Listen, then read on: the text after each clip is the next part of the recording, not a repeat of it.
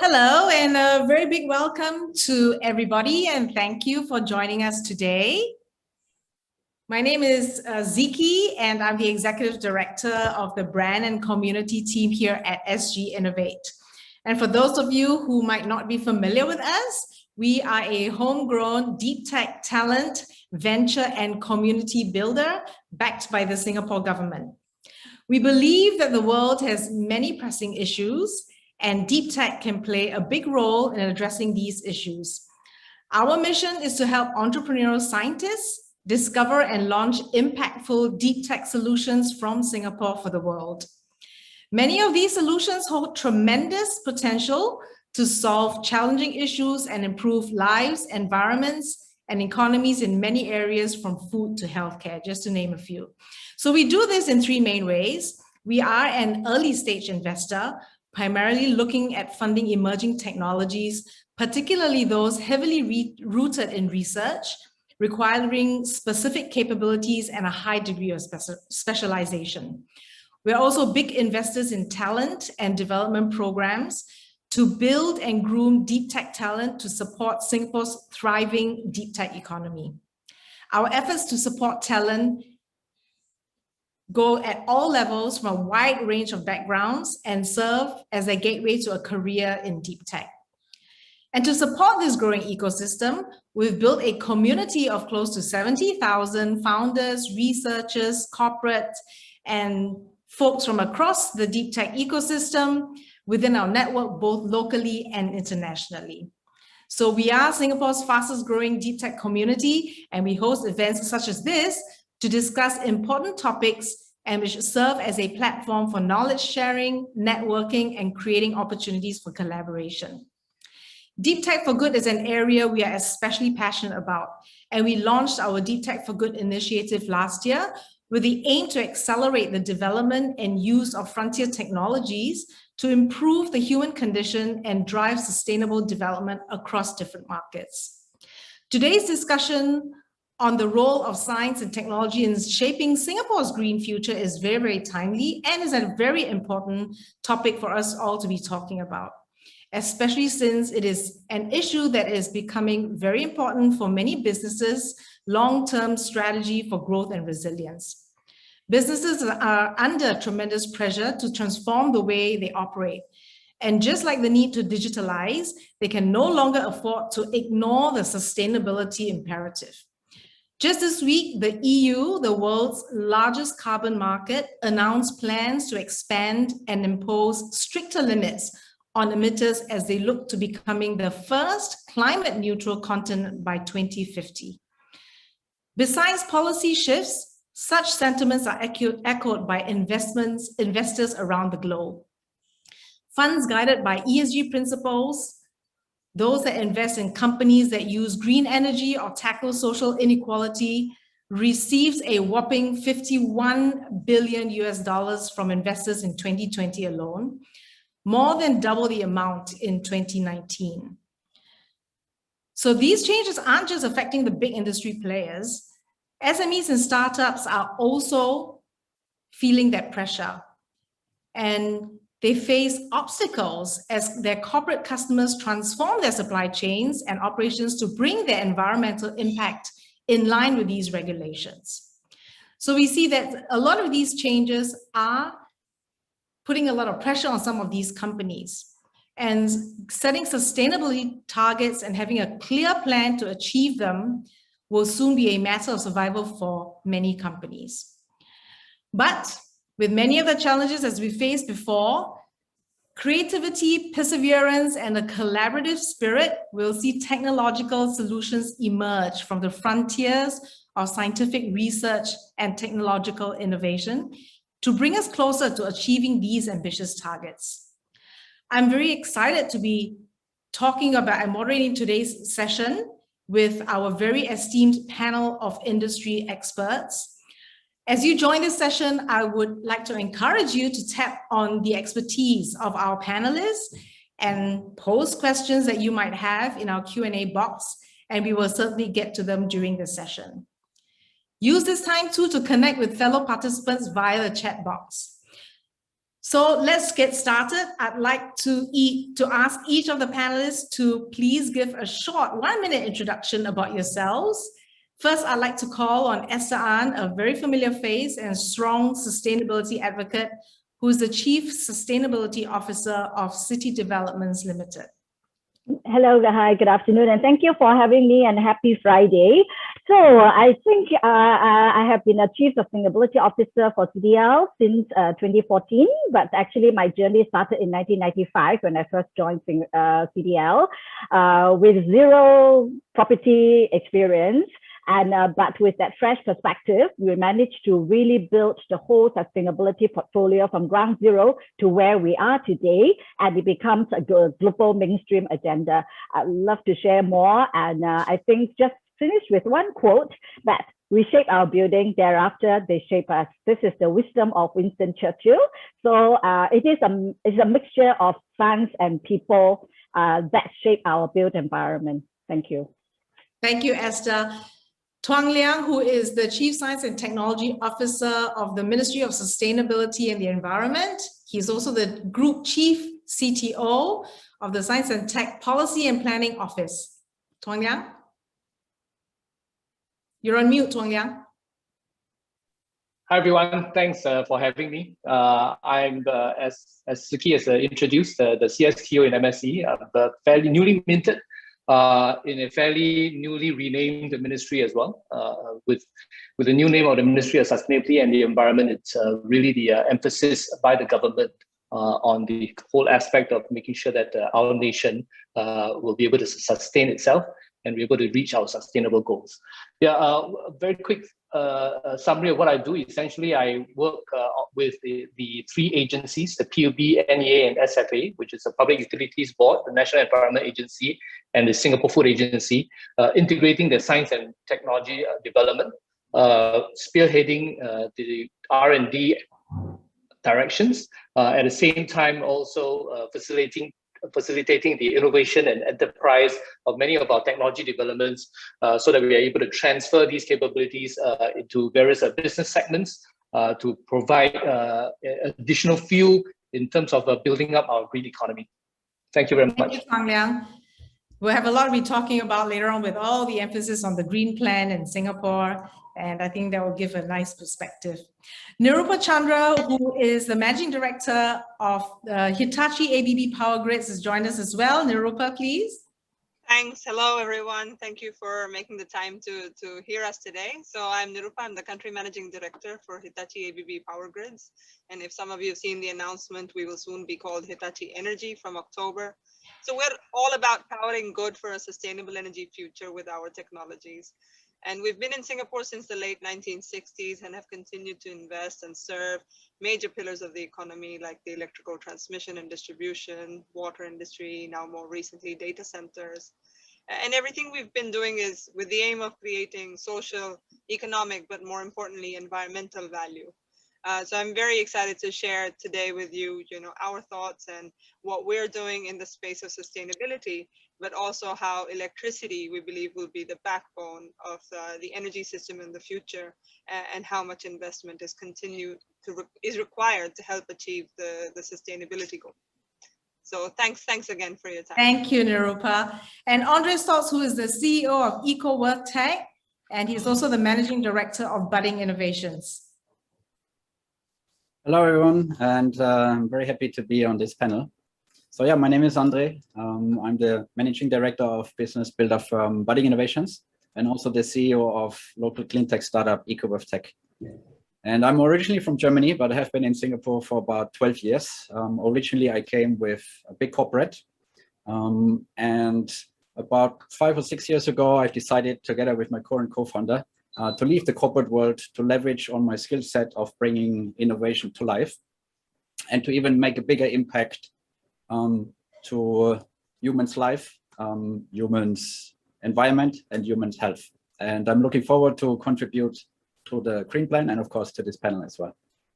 Well, thank you. So to kick off, let's talk about the green plan. We've got very ambitious targets over the next 10 years. And where we're looking to strengthen, the green plan is looking to strengthen Singapore's commitments under the United Nations 2030 SDG and Paris Agreement to position Singapore to achieve our long-term net zero emissions aspiration.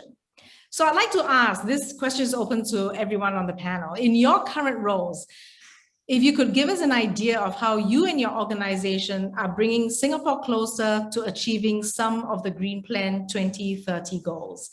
I would like to start with Chuang Liang, because you being part of MSG, you kind of create the policy, but also, you play an integral part in the implementation to achieve these goals from that has been set out with the Green Plan. Yeah, thanks, Vicky. Yeah, maybe I'll just spend a couple of, maybe a minute or so just quickly just talking about the Green Plan for the benefit of the participants of this webinar. I think the Singapore Green Plan is really a plan with a target in 2030, which brings together the ambitions and policy goals of 5 ministries. The Ministry of Sustainability and Environment, the Ministry of Education, Ministry of National Development, Trade and Industry, and of course, the Ministry of Transport as well. And with the Green Plan, it centers around 5 main pillars. The first being a city in nature, where we want to be able to be a lot more ambitious, where Singapore started off being a garden city, then we became a city in a garden, and now we want to grow even more trees, right? So really essentially a city in nature. The other second pillar is about sustainable living, where we are able to operate within the very tight and small ecosystem that is Singapore in managing many of our natural resources in terms of water, in terms of waste, in a way that really allows us to continue to sustain a very tight, in some ways, very circular system within Singapore. The third pillar is our energy reset, really looking at how even though we are already using one of the cleanest fossil fuels today with natural gas, we want to go beyond that, looking at ways in which we are able to use and utilize renewable energies such as solar, and recognizing that our solar potential in Singapore is limited because of limited area. We've got a lot of high-rise buildings and of course a lot of cloud cover. That the other ways of actually implementing renewable energies through renewable imports and so on and so forth. And of course, the other aspects of the energy reset is really thinking about how we are able to implement green buildings, at the same time having a lot more renewable capabilities in order to basically drive our transportation system. The fifth pillar is about the green economy, recognizing that the green movement is not just a burden. It's not a burden that's put upon us, but really an opportunity for growth, an opportunity for Singapore to be able to reposition itself, to be able to be a leader, not just in policy thinking, but also to enable our economy to be able to go green, and not just go green, but hopefully sell green as well. And ultimately, the fifth pillar is about a resilient future in which we want to be able to understand the changes, unfortunately, that climate change is going to bring upon us in terms of weather, in terms of sea level rises, in terms of increased temperatures or even extreme weather events, and how we as a country is able to adapt, not just physically from our coastal adaptation and coastal protection programs, but even in the areas such as food, where increasingly we see that it could be a climate challenge. How then, as a small country that today imports 95% of our food from all over the world, how are we able to then increase our resilience in terms of food security as a nation? So I think that hopefully that gives everybody a fair idea of what the Singapore Green Plan is about.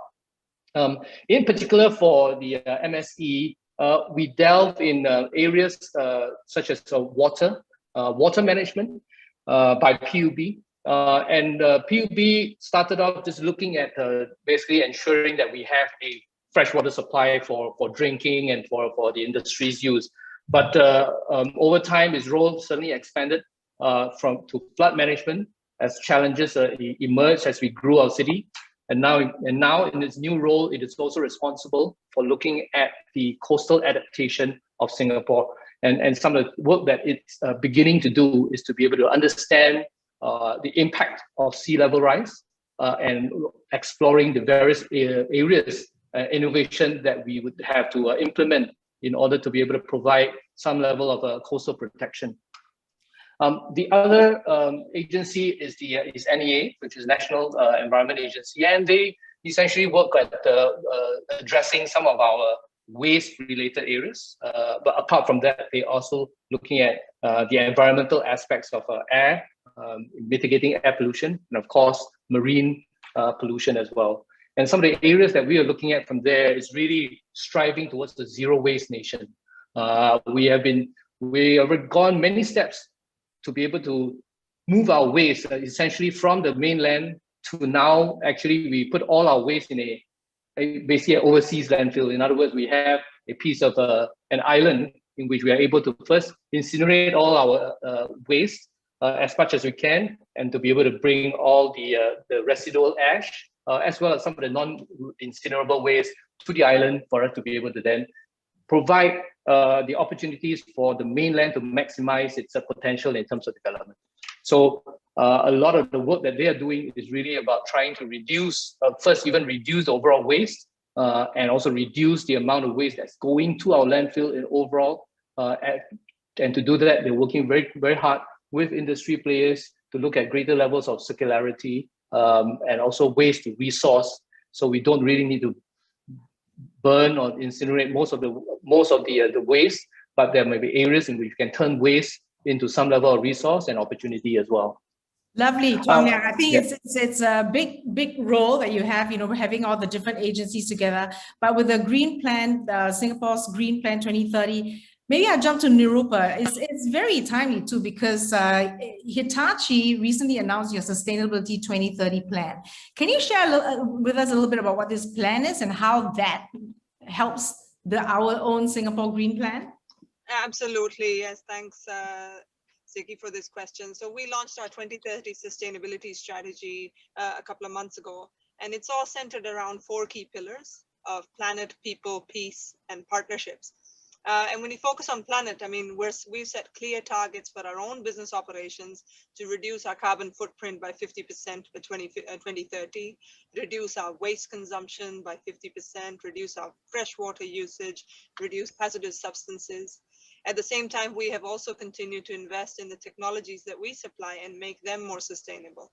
So one example was we launched our new portfolio called Econic, in which typically in high voltage switchgear, SF6 is used as an insulation gas, which is carbon dense, and now it is being replaced with gases that are reduce the total carbon emissions by half over its lifetime. So such innovation will also further support the sustainability drive of our customers as well. And then focusing a little bit more on the people aspects of planet and people. On the people side, we are fully committed to keeping our people safe. That's been part of we work with electricity, and it's a dangerous game, but keeping our people safe is a key part of our priority.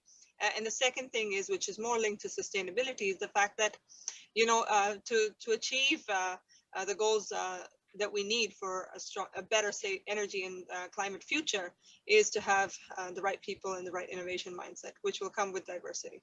So we've committed to a diversity action plan with clear targets to also improve gender diversity in our organization. So these are some of the measures that we're taking as part of the 2030 plan. But bringing back to the Singapore Green Plan, so obviously it links very closely to our heart with our own sustainability targets, but most importantly, it links to the markets that we operate in. So Singapore, again, with its Green Plan, has demonstrated a strong commitment to lead the way for the rest of the world as well.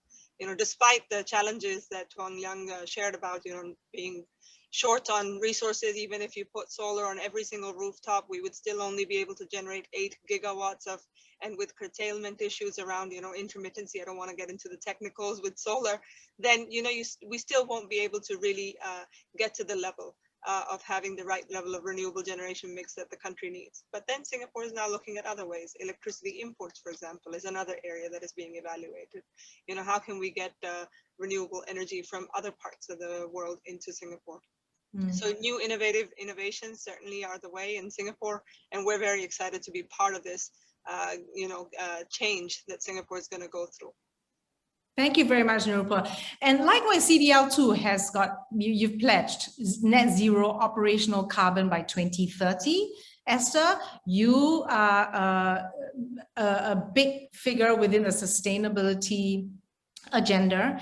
And can you share with us your experience and what CDL is doing in getting to this net zero operational carbon by 2030 and how that links up to the Singapore Green Plan?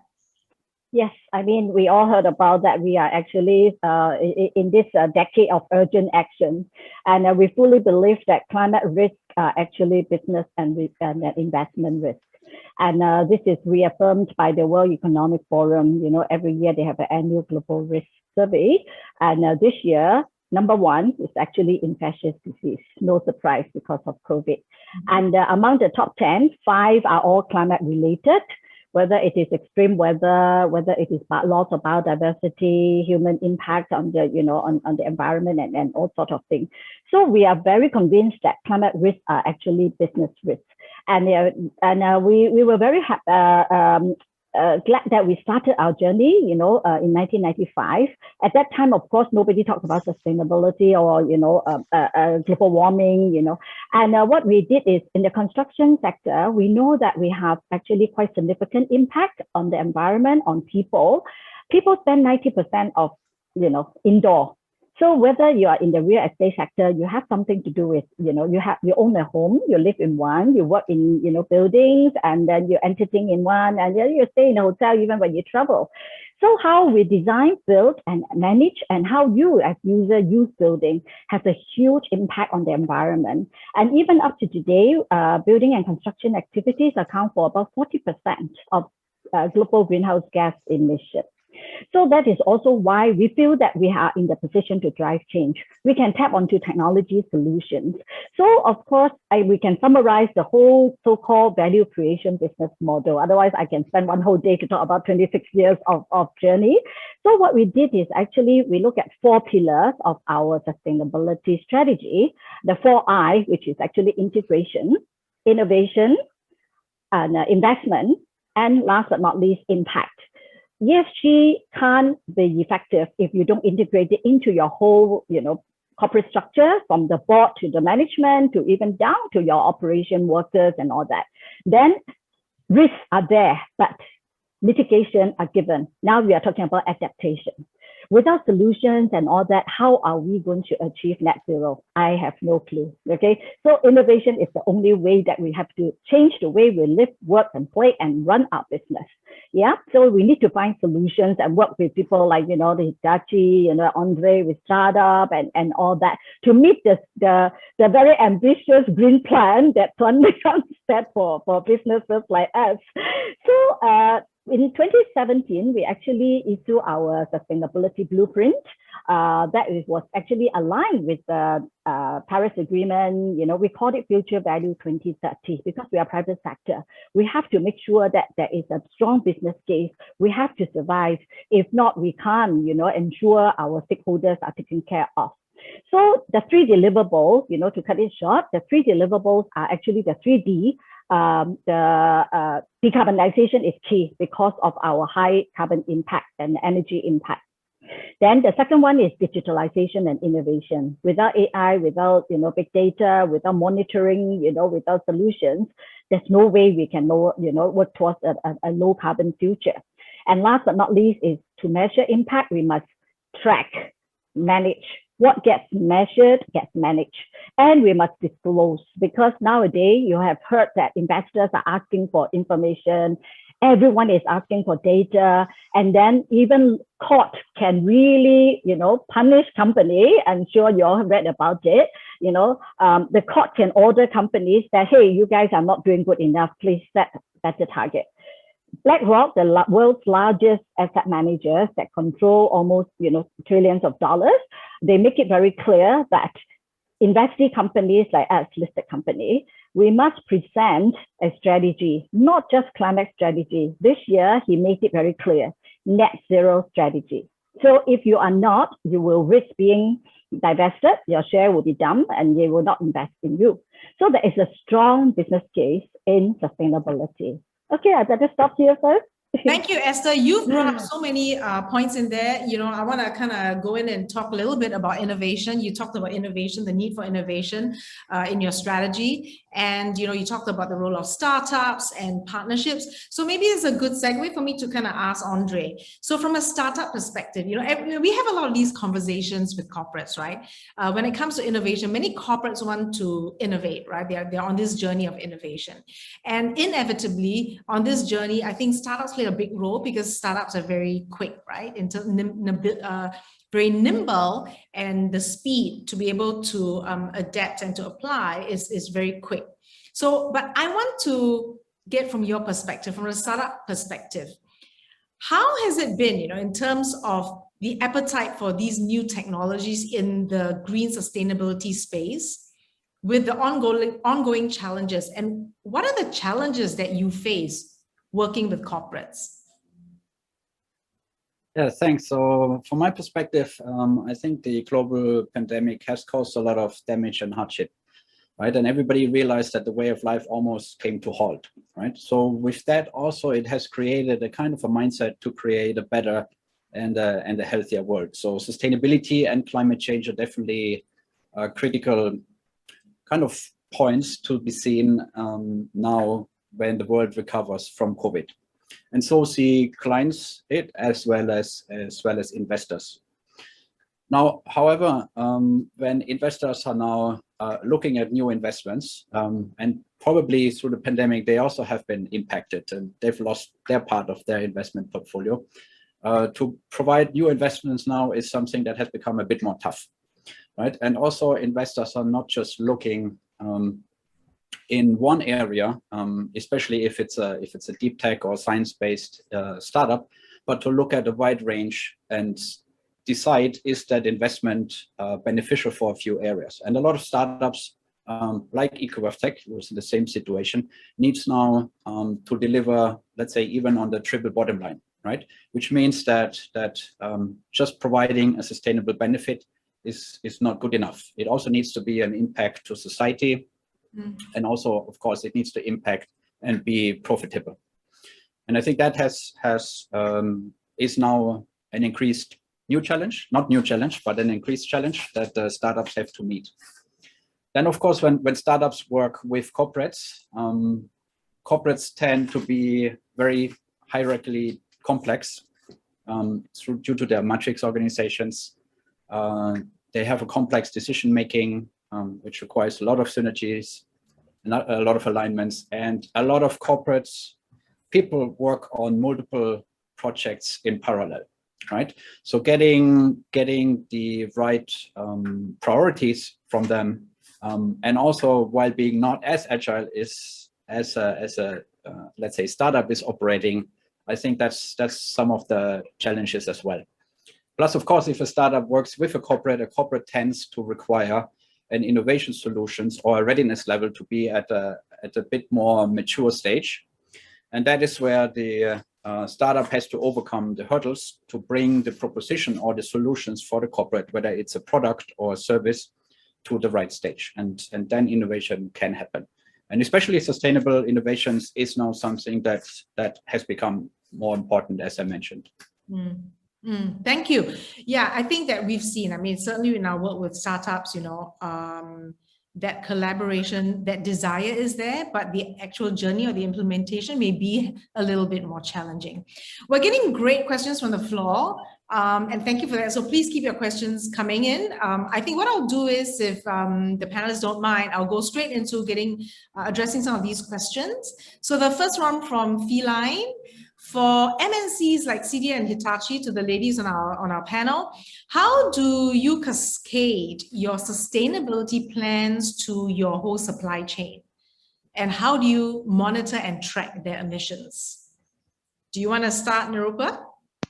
Yeah, sure. Thanks. Yeah, really good question. But I think the world is really just getting started in terms of being able to track emissions and, you know, green credits transparently. There are efforts in several countries now, you know, Singapore, for example, with the renewable energy certificates market. So this is what we're also now starting to track with our suppliers. So, but the first thing is to start whether our organization, our supply chain organizations have sustainability development targets and sustainable plans. We are still, I suppose, as an industry, not just as an organization, in the early days of finding mechanisms to track transparently on emission targets. And I think Esther would agree there. Actually, yeah, we are all surrounded by the so-called hot soup of acronym. Okay, in our early day, we started with actually CDP, which is the Carbon Disclosure Project. I started in 2002. And that was actually the world's largest NGO that tracked carbon impact of listed company worldwide. It started with very small, but today they are almost tracking 9,800 companies, and together they controlled assets of about $100 trillion. So visit CDP, they have very, very stringent measurement, and they also have an annual, publication of all the listed, all the companies that they track. But some companies opt not to make it publicly available. But for ours, we have already made it publicly available since 2008 already until now. And they are also the guys behind, the scientists behind actually the so-called SBTI, Science-Based Target Initiative, which is a huge, very challenging tracking system that is actually globally endorsed by Paris Agreement, by World Resource Institute, by CDP and all. So that is really like, you don't wake up one day, you want to say, I want to go net zero, I want to reduce my target, just plug the number, like a 4D number. You need to base on science. What number you want to reduce is really based on backed by science and also your past track record and your prudent projection. That's what the exercise we went through when we get our SBTI carbon reduction target accepted by SBTI, which is a very, very challenging effort that we have done. Over 8 months, we actually managed to do it. And why they make it so challenging and ambitious is to make company really sit up. If you want to achieve this target, you have to drive change. You have to adopt a different business model, solutions, innovation. So this is the most stringent one. And of course, the latest, we are actually pledged to support World Green Building Council, which is actually our sector. Not every sector will go for that, but ours is very, we want the criteria to be very clear. So we adopt the World GBC Advancing Net Zero criteria. And it is all on the website. So very clear criteria. And if I go back to your question about supply chain, how they can actually engage our supplier, very simple. SBTI report require you to not just report scope 1 or 2. We also, not just from the grid and what you generate, but you also have to look at embodied carbon, which actually very much to do with the supply chain materials and all that. So for now, they are actually working towards it. You have to set target for your embodied carbon reduction target. And how do you do it? We actually have engaged our supply chain. We have already conducted, supply chain risk segmentation, and then also teach them what Scope 3 is all about. And we are going to engage them to go green together. My target is your share target. So this is, it's all about numbers. And you can't just wake up one day, yeah, I want to save the world, but I don't know how to save, or I don't know how to track. So that's why reporting, tracking is so important. Yeah. And I think also, if like a huge organization like CDL is kind of pushing the buttons, right, and setting these targets and also demanding that of your supply chain, then the change will happen. Because sometimes it's lip service, right? For many years, we saw that ESG was really a tick in the box, right, in terms of reporting. But now when we see that investors are also demanding that, right, that changes behavior, right? That compels organizations to really put priority and focus in that area. This other question from Andre. Do you find that Singapore is investing sufficiently in new technologies that can help develop a low carbon future? I'm going to stop there. I'm going to ask Tuan Liang to answer this. For your role as the CTO, right, of MSE, right, science and tech, as you know, has both Esther has talked a lot about, the use of science and tech to be able to drive the tracking, the technology, right, to drive innovation. How, from the government's perspective or from MSE's perspective, in your role, do you think we're investing enough? I mean, Singapore is probably one of the, in terms, we're known for the amount of money that we invest in R&D and in science and tech, but maybe give your perspective, Tuan Liang. Are we investing enough? Thank you. If I could have my way, we're never investing enough, right? Because I think the challenge of sustainability is huge, it's tremendous.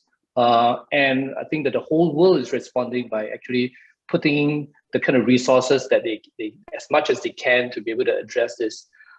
In terms of our resources, clearly in terms of research budget, we are limited as a small country. And beyond just money, even talent, the number of scientists, engineers, all the people who need to develop new technologies, that is not an endless supply given a small island. And I think that the key thing for us in terms of strategy is first to have a very clear set of goals in which what the Singapore Green Plan is about, to be able to then sharpen the research and technology such that even with the limited resources, we are very clear on where we are directing those. And at the same time, very importantly, engaging the partners. The government will not be able to achieve all of this by itself. Most importantly, the industries, right, whether it's corporates all the way to startups, are a very, very vibrant community that we need to be able to engage to be able to move this forward as a nation and really as an entire planet. And of course, not forgetting that there's also the people element in which we are trying to also get that movement going within Singapore, and hence we've set up avenues such as the Singapore Eco Fund, which is $50 million worth in providing grants, providing the assistance for very, very ground-up initiatives in which the community can take action in terms of driving sustainability on their own.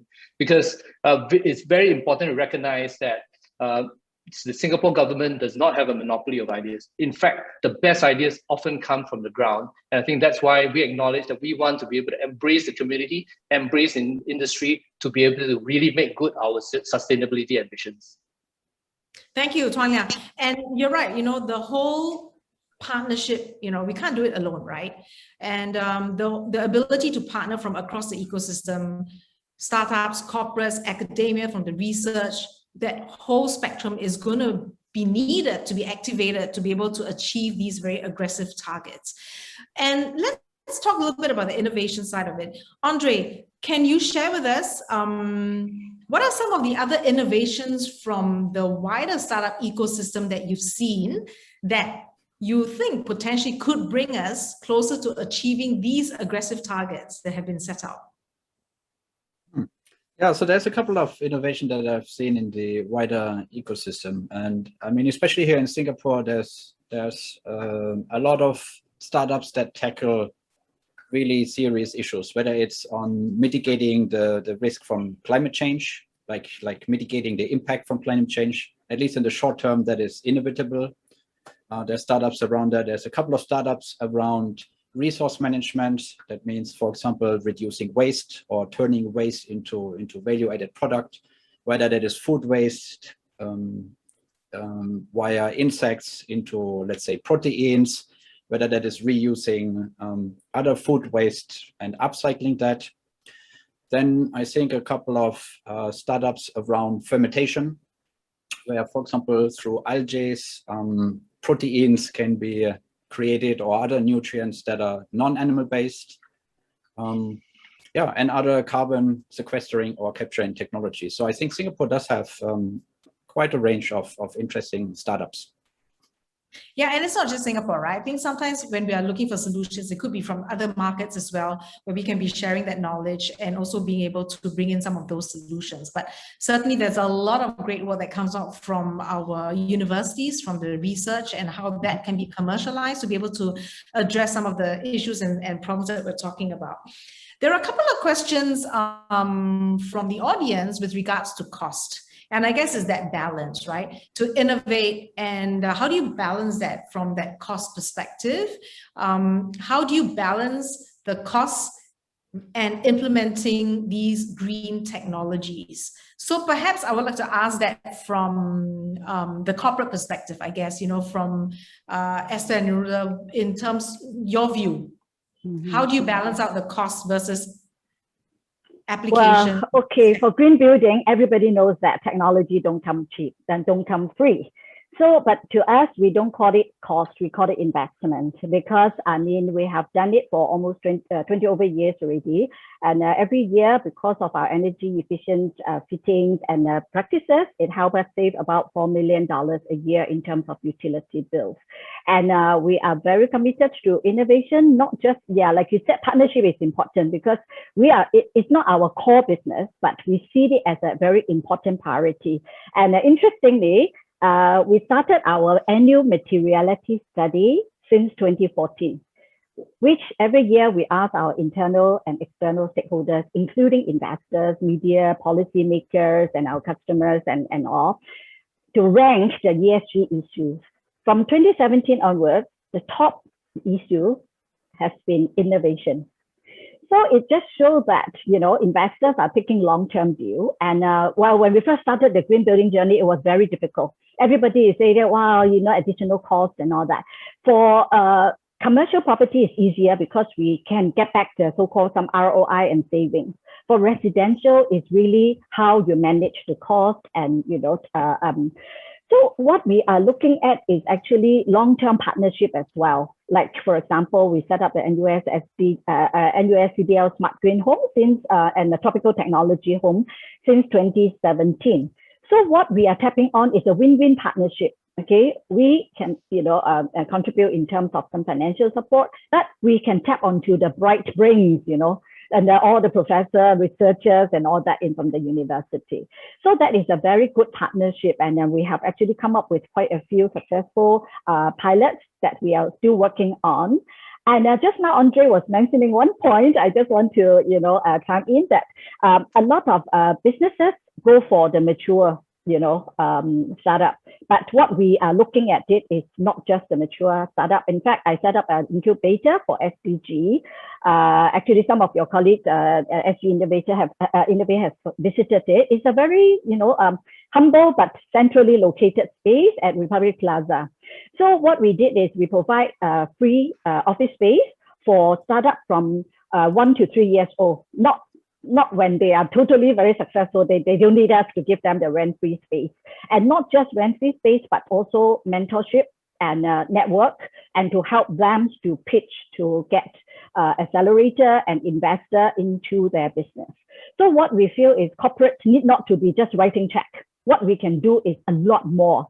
So we also have like a paint, which is called Gush Paint, which is created by a group of local young startup a few years back. And we even, not just their consumer, not just pilot for them, we are also investing some funds in them. So there are so many ways to help startups, not just like a one size fit all, yeah.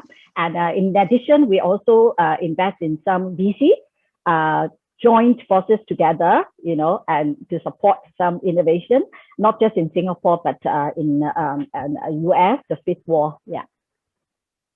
Thank you. Nirupa, do you have anything to add?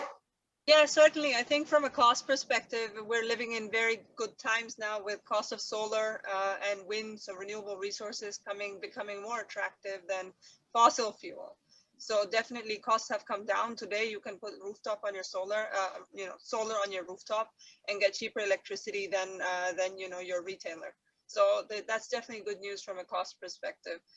And as a technology company, we continue to invest in bringing costs down, because what we want to do is ensure that we get more deployment. So the next decade is definitely about massive deployment of clean energy solutions across the network. And I'm very hopeful for continuing to work on, improving the cost curves. You can see that with the electrical vehicle industry, with battery technology, and similar trends to what we've seen in the solar and wind space. Thank you. There's a very interesting question here. Tuan Liang, you're in a bit of a hot seat because you are you are part of MSC, the policy level. There's a question from Feline again. How do you monitor, track, and verify what the businesses claim they decarbonize? So, yeah. Thanks, Feline, for that question. I think that it's a very important question. And as Esther's highlighted, right? Whatever you can't measure, you can't manage, right? To be frank, I think that in terms of the global landscape, in terms of measuring, there's still a very fragmented field. There are various methods in which one needs to measure, and it's also difficult at this point in time to measure because the global system or supply chains are just not as transparent. So you just can't pick up a product like what you do in a supermarket. You pick up a can and it's got all the nutritional information there. You can't have, unfortunately, a carbon rating or a sustainability grade that is common to everything that helps a consumer or a business decide what is the green product versus something that's less green. And I think that's the challenge, and hence, then I think that Feline has asked a very, very good question. And what we, I think, collectively are doing, both within the technical community, as far as scientists are concerned, as well as the policy groups in looking at how to be able to harmonize these measurements, is still a work in progress, to be frank. But I think that rest assured that we all recognize that eventually we will need to have some form of a more harmonized conversation, ability to be able to have that same conversation using the same language in order for us to be able to make the most informed choice. So unfortunately, it's still a work in progress, but it's certainly something that we are all aware of and working towards.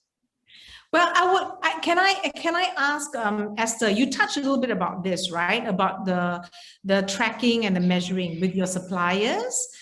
Because there's another question here about how do you ensure your suppliers or convince them to go down this green path with you? Can you share a little bit from the CDL experience, what you've done there?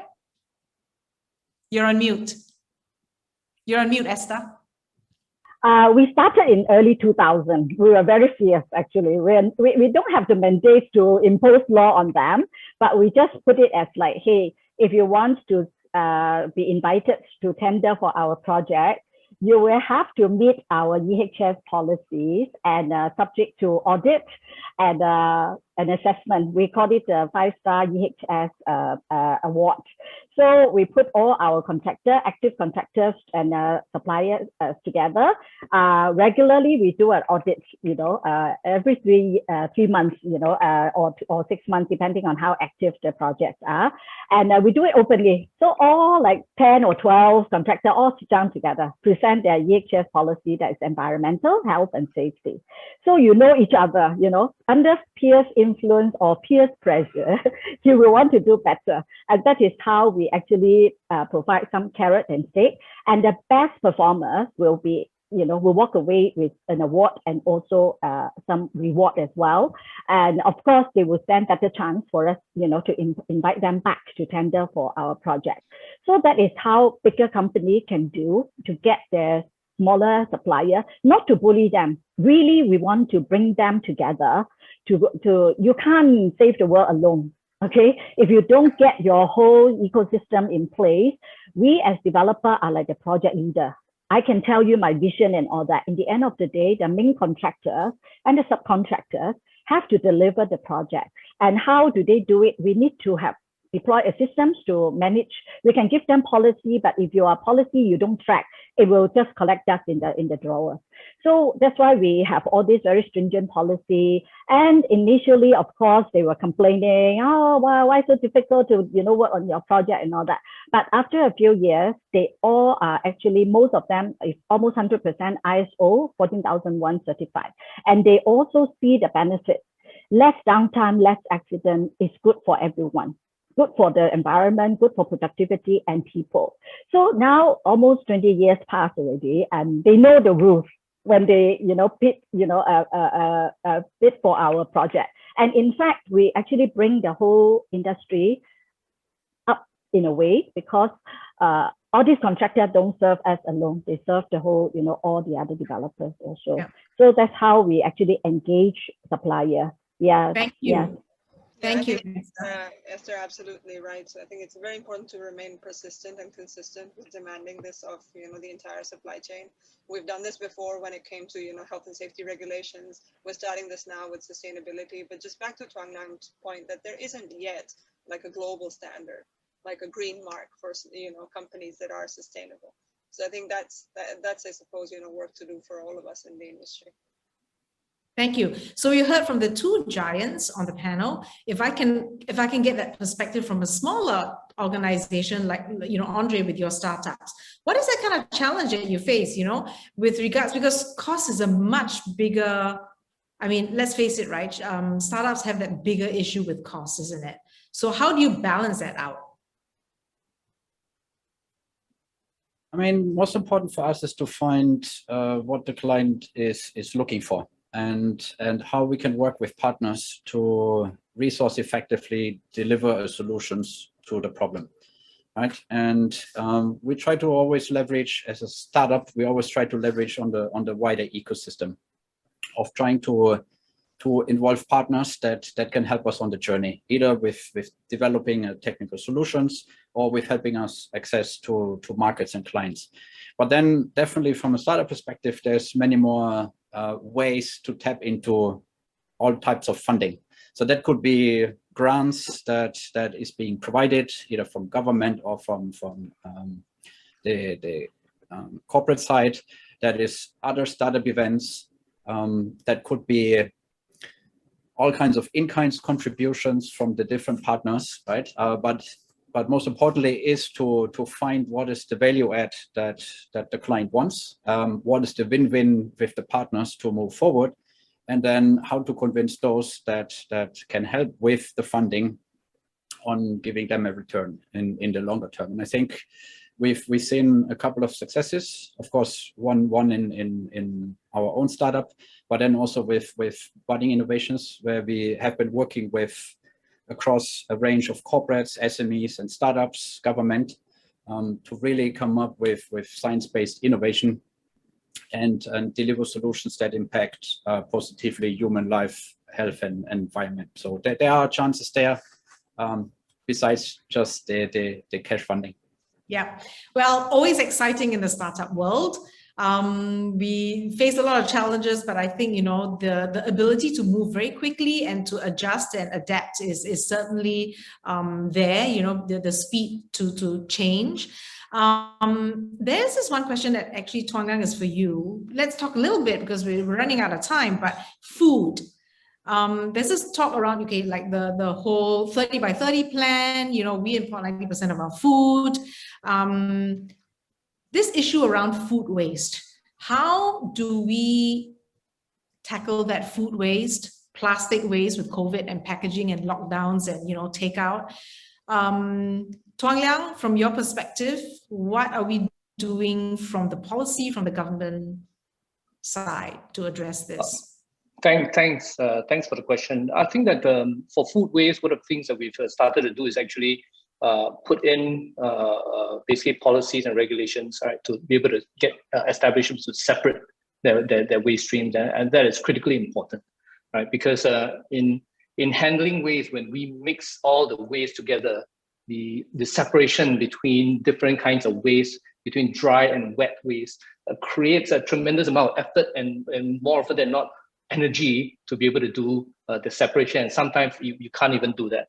So right now we actually have set up committees in looking at the circular economy, of which one of the work streams is directly to address food waste. Different kinds of food waste. I think that we started looking at food waste from food processing plants, right? And some of the food waste that could be revalorized, if you like, rather than dumped. Say, for example, soybean, and being able to revalorize the soybean waste into other ways, or you could actually put them and feed them to black soldier fly larvae, which subsequently can be reconverted into different kinds of protein and so on and so forth. The other work stream that we're looking at is, you're right, looking at plastics. And one of the things that NEA is looking at is about working with partners to look at how to then turn plastics to not just recycling into another plastic resin, but also potentially using it into a new fuel or a new oil, if you like, right, through pyrolysis. And with that, we'll be able to really capture the caloric content of plastics rather than incinerate them, which essentially the eventual byproduct is more carbon into the air. But the more we are able to look at technologies first to be able to collect more effectively, to separate them, and then to treat them is one of the key things. And I'm sure from a community perspective, you would have seen the reverse vending machines all over the island. And I think that is one of the first ways in which we are looking at to be able to encourage and grow the public awareness to the need to be able to recycle some of plastic bottles, and that it is achievable from a habit perspective. And we are hoping that through that, it triggers them to do more than just recycling that bottle, to be able to recycle everything that they can within the household. Can I chime in from the corporate perspective? Two exciting, initiatives to work with a young startup. This startup is called 7 Clean Seas. Some of you probably may know them. And we are working on doing a plastic neutral certification. This is the world's first. So from a building, we are actually starting the audit, process already. So you have a lot of ISO certification, carbon neutral certification, and all that.